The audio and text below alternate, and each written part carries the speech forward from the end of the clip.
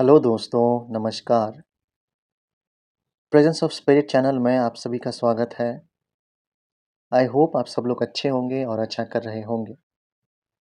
तो चलिए दोस्तों, बिना वक़्त गँवाए आज की कहानी की शुरुआत करते हैं। ये घटना 1937 में घटित किसी टाउन की है, जहाँ एक चर्च हुआ करता था। उस चर्च में प्रेयर करने आने वाले लोगों के साथ आए गए दिन कुछ न कुछ बुरा होता ही रहता था।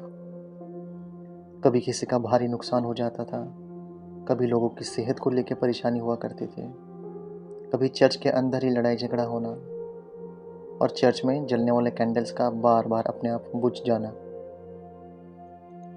यहाँ तक कि वहाँ से गुजरने वाली काफ़ी गाड़ियाँ भी एक्सीडेंट्स का शिकार बन जाया करती थी। एक संडे प्रेयर करते वक्त तो हद ही हो गई। जीसस का क्रॉस अपनी जगह से गिर के नीचे ज़मीन पे गिर जाता है। उस दिन से आधे से ज़्यादा लोग उस चर्च को हॉन्टेड मानना शुरू कर देते हैं और तरह-तरह की बातें करने लगते हैं। धीरे-धीरे वो चर्च की खबर आसपास के सभी इलाके में फैल जाती है। लोग अब वहाँ से दिन में भी गुजरने से डरते थे।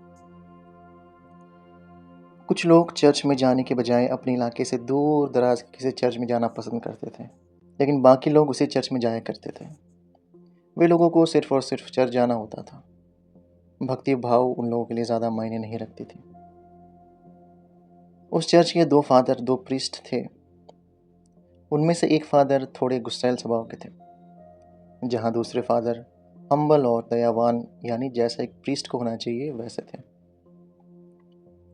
दोनों में काफ़ी अनबन होती रहती थी, लेकिन दोनों मिलके चर्च को लेके काफ़ी सीरियस थे और लोगों द्वारा फैलाए गए अफ़वाह को झूठा साबित करने के लिए वे दोनों हमेशा ही चिंतित रहते थे और इस अफ़वाह को कैसे बंद कराया जाए, यही हमेशा सोचते रहते थे। दूसरी तरफ लोग चर्च के बारे में तरह-तरह की बातें करने से पीछे नहीं हट रहे थे। ऐसे ही कुछ समय गुजर जाता है। अब दोनों प्रीस्ट और चर्च की पूरी टीम परेशान हो चुके थे।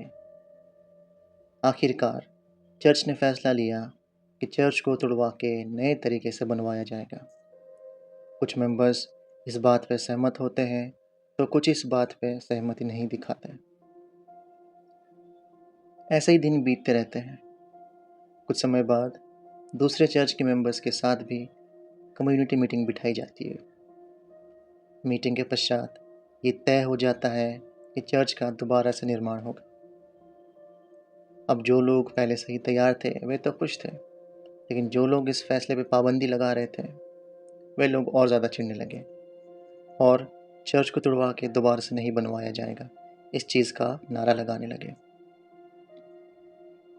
बात इतनी बढ़ जाती है कि लोगों में हाथापाई भी हो जाती है, लेकिन आखिरकार जो लोग तैयार थे जीत उन्हीं की होती है और चर्च को दोबारा से बनाने की प्रक्रिया शुरू हो जाती है। अगले ही दिन से चर्च को तोड़ने का काम ज़ोरों से चलने लगता है। वर्कर्स भी बड़े फुर्ती के साथ काम करते हैं। उन्हीं में से एक वर्कर जिसका नाम जेम्स होता है और उसका एक साथी होता है। काम करते वक्त उसका हथौड़ा जाके पत्थर पे लगने के बजाय सीधा अपने दोस्त के सर पर लग जाता है। वो वर्कर वहीं ब्लीडिंग करने लगता है। सारे वर्कर्स में हड़कंप मच जाती है और सब वर्कर्स काम छोड़ के उन्हें देखने आते हैं, लेकिन जेम्स का दोस्त काफ़ी ज़ख्मी हो चुका होता है। अब जेम्स के दोस्त को हॉस्पिटल भिजवा दिया जाता है और मामला थोड़ा सा ठंडा हो जाता है। कुछ देर में एक अजीब सी घटना और घटती है। जब जेम्स किसी काम से चर्च के अंदर जा रहा था, चलते चलते वो कुछ कदम पर जाके रुक जाता है और उसके सर पे ऊपर से सीलिंग फैन गिर जाता है। इतने ऊपर से पंखे का गिरना और सीधे उसके सर पे लगना, जेम्स वहीं लहूलुहान हो जाता है और बेहोश हो जाता है। सारे वर्कर्स काम छोड़ जेम्स के पास आते हैं। जेम्स की हालत बहुत ख़राब मालूम पड़ रही होती है। उसको भी हॉस्पिटल भिजवा दिया जाता है। अब बाकी वर्कर्स के मन में थोड़ा थोड़ा डर बैठने लगा और लोग सोचने लगे कि इस चर्च के बारे में जो अफवाह फैलाई गई है या जो भी है, कहीं वो सच तो नहीं। कुछ लोग इतने डर जाते हैं, कुछ वर्कर्स इतने डर जाते हैं कि वे लोग काम ही छोड़ देते हैं। कॉन्ट्रैक्टर के लाख समझाने के बावजूद वे लोग काम छोड़ अपने घर चले जाते हैं। अब कॉन्ट्रैक्टर परेशान हो जाता है और कल नए वर्कर्स को हायर करने की सोचता है। जैसे तैसे थोड़े बहुत काम करवा के कॉन्ट्रैक्टर आज का काम जल्दी बंद करवा देता है। लेकिन उस रात कुछ लोगों के साथ में एक अजीब सी घटना घटती है, कुछ अजीब सी एक्टिविटी होती है। होता ऐसा है कि उस रात जिसने भी चर्च तुड़वा के नए सिरे से बनवाने पे जोर दिया था, उन सभी लोगों को एक जैसा ही सपना आता है। सपने में वो लोग क्या देखते हैं कि एक बड़ा सा काला दरवाज़ा होता है जिसमें जंजीरें लपेटी गई थी। वो दरवाज़ा इतना काला और इतना बड़ा, इतना भयानक होता है कि असल ज़िंदगी में कोई उसको देख ले तो 2 मिनट के लिए हालत ख़राब हो जाए। तो वो दरवाज़ा खुल जाता है और उस दरवाज़े के पीछे से इतनी भयानक भयानक आवाज़ें आती हैं कि मानो कि उस दरवाज़े के पीछे हाहाकार मच रही हो। ऐसा मालूम पड़ रहा था कि उस दरवाज़े के पीछे लोग चिल्ला रहे हैं, रहम की भीख मांग रहे हैं, चीखने चिल्लाने की आवाज़ है, मानो कि वहाँ पे लोगों को कोई पीट रहा हो। इतनी दर्द भरी आवाज़ें आ रही होती है और उस दरवाजे में से एक भयानक शैतान जिसके सर पे 2 सींग, लाल लाल आँखें, नुकीले दांत और वस्त्रहीन शरीर के 2 शैतान वहाँ से निकलते हैं और सीधे जाके चर्च में प्रवेश करते हैं।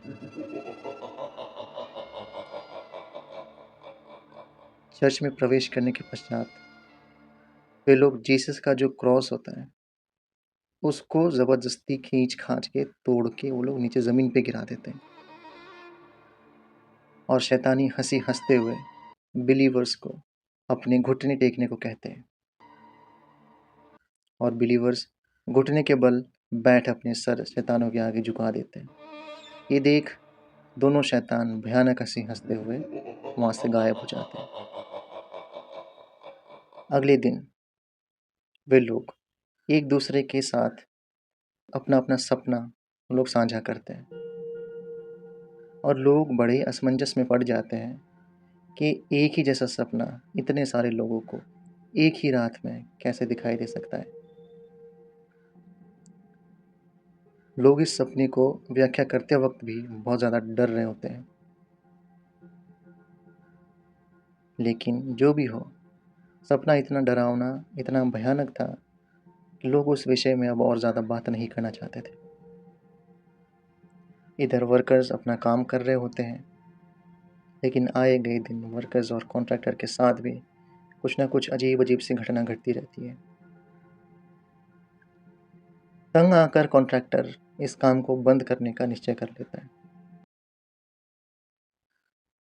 किसी तरीके से चर्च की पूरी टीम कॉन्ट्रैक्टर को समझाते हैं और बोलते हैं इस काम को बंद मत करवाइए, चाहे तो आप पैसा डबल ले लीजिए लेकिन काम मत बंद करवाइए। पैसे की बात सुन कॉन्ट्रैक्टर भी मान जाता है और फिर से काम चालू करवा देता है। उधर जेम्स और दूसरा वर्कर अब धीरे धीरे ठीक होने लगते हैं, लेकिन अब वे उस चर्च का काम नहीं पकड़ना चाहते। इधर कॉन्ट्रैक्टर को काम करते हुए लगभग 2 महीने हो चुके होते हैं। एक दिन कुछ वर्कर्स खुदाई करते वक्त कुछ वर्कर्स को इंसानी हड्डी वहाँ मिलती है। कॉन्ट्रैक्टर उस बात को छुपाता है और वर्कर्स को कुछ पैसे देकर मुंह अपना बंद रखने को कहता है। लेकिन वर्कर्स को आभास हो जाता है कि इस इलाके में कुछ न कुछ तो भयानक एक ज़माने में हुआ है और इस इलाके का काला इतिहास रह चुका है। ये वर्कर्स भी काम छोड़ देते हैं।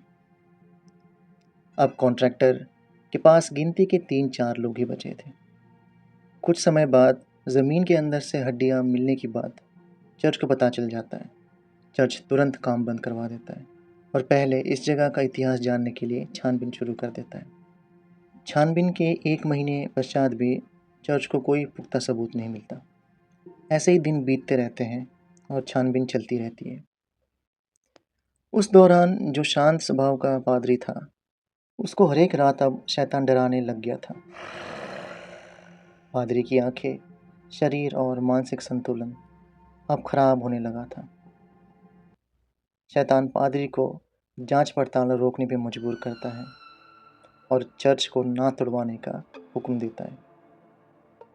लेकिन पादरी हार नहीं मानता और हमेशा ये बोलता रहता है, तू नर्क का शैतान हमारे जीसस के आगे कुछ नहीं है। मैं तब तक लड़ूंगा जब तक मेरे अंदर जान होगी। अब बात हद से आगे बढ़ रही थी और अब इस रहस्य का पता पड़ना बहुत ज़रूरी था। एक शाम एक भिखारी उस इलाके में आ पहुंचता है और लोगों के घर घर जाके खाना खिलाने के लिए निवेदन करता है। तभी उस बूढ़े इंसान को देख चर्च का पादरी उसको अपने घर के अंदर बुला लेता है और उससे खाना खिलाता है। वो बूढ़ा व्यक्ति भी उस रात खाना पीना खा के उस पादरी के आंगन में ही सो जाता है और पादरी भी उसे कुछ नहीं बोलता।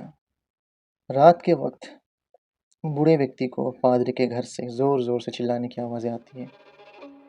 बूढ़ा व्यक्ति हड़बड़ा के उठता है और पादरी का दरवाज़ा पीटते हुए उनको ज़ोर ज़ोर से आवाज़ें लगाने लगता है कि आप ठीक हैं, क्या हुआ है आपको?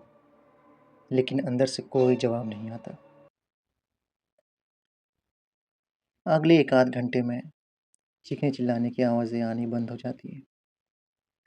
बूढ़ा भी जाके अपनी जगह पे लेट जाता है।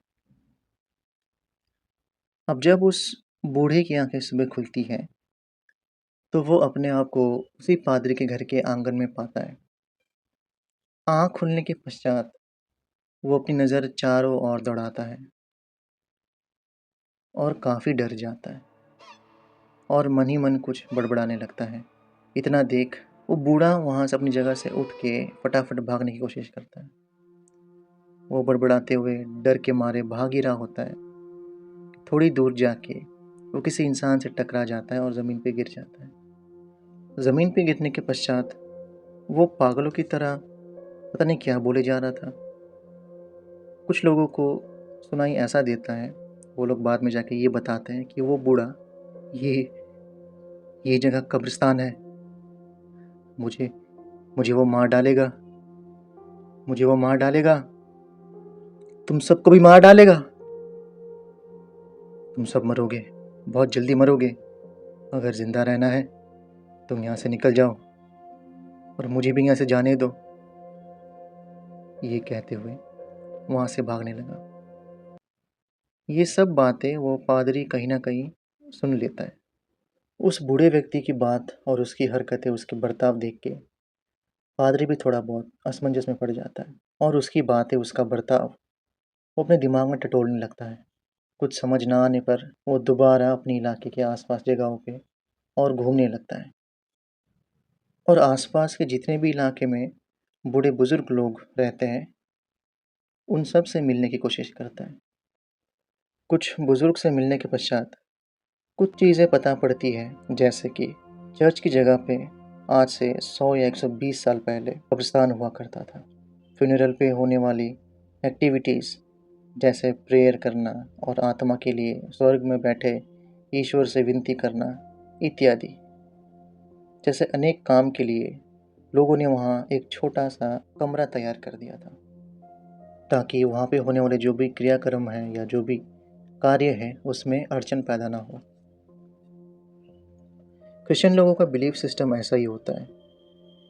उन लोगों का मानना ये होता है कि मरने के पश्चात आत्मा सीधे स्वर्ग जाती है और वहाँ फैसला होता है कि ये आत्मा यहाँ रुकेगी या नरक जाएगी। सबका अपना अपना बिलीफ सिस्टम होता है और सभी बिलीफ और सभी धर्म का मैं सम्मान करता हूँ। कहानी को आगे बढ़ाते हैं। कुछ पादरियों ने उस रूम को चर्च में बदलने का फैसला किया और धीरे धीरे करके उस कब्रिस्तान के ऊपर ही चर्च बना डाला। कुछ लोग इस बात पे बहुत ज़्यादा भड़क उठे। वो बोलने लगे, कब्रिस्तान के ऊपर भला कोई चर्च बनाता है या कोई घर बनाता है या किसी भी तरीके की और एक्टिविटी होती है? लेकिन लालची पादरियों को इन सब से कोई लेना देना नहीं था।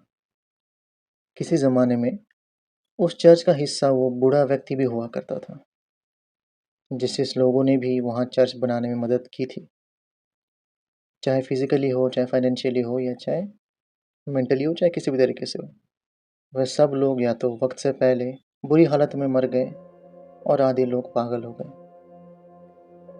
ये सब पता चलने के बाद चर्च के मेंबर्स ने मीटिंग बिठाई और इस चर्च को सील करने का फैसला लिया, और वहाँ बड़े बड़े अक्षरों में लिख दिया गया है, graveyard zone, do not enter.